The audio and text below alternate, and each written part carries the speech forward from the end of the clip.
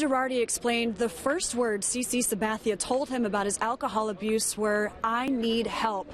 The Yankees rallied around CC Sunday in Baltimore when they got the news, and Brian Cashman emphasized that CC is courageous for taking the step to go to rehab now. What CC's dealing with is a life issue. It's bigger than the game that we have tomorrow night, and so because of that, it's vitally important that that gets put in the proper perspective and place. And yeah, he needs to tag out of this situation, which is a lot of high-end pressure, and really take a step back. If I understand the question right, was there any discussions with CC about, can you hold this off? No. No. It's a very courageous thing to do.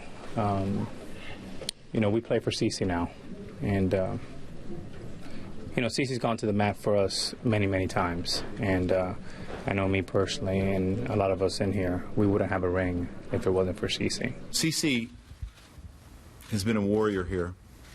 You think about 2009, 10, 11, 12, when we were having all that success. He was the guy leading us. He was the guy that was extremely competitive. Give me the ball on 3 days rest. I'll do whatever it takes to win.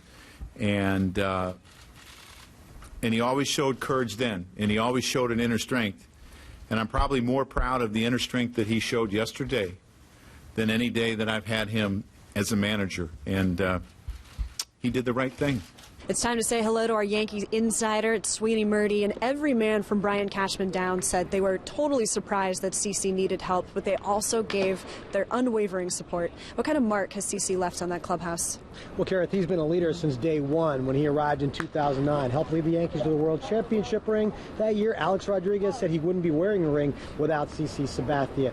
I asked Joe Girardi about a similar thing that happened to him when he was a player here back in 1998. During the playoffs, the Yankees announced that Darryl Strawberry had cancer and had to leave the team. Obviously, circumstances are different, but the idea then was that Darryl Strawberry was a guy that all the teammates liked and respected and wanted to continue for him. I think that's the message that the Yankees have now, Kareth, is that they love and respect CC Sabathia and they want to move on for him.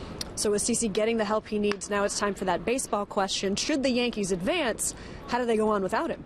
Well, they've got enough starters. It's just that Sabathia was one of the guys who had been pitching well, and with some shakiness in their rotation, he's one of the guys that you looked at and said, okay, maybe he can continue to do in October what he was doing in September, pitching a lot better than he was earlier in the season, thanks to that knee brace that really gave him stability and gave him a little more control and let him go deeper in the games, be more effective. Here's the thing about the Yankees, Kareth.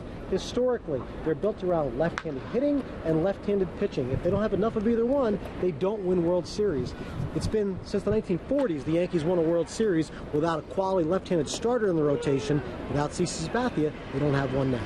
Sweeney, thank you, and so many of the players saying they want to win this wild card game for CC.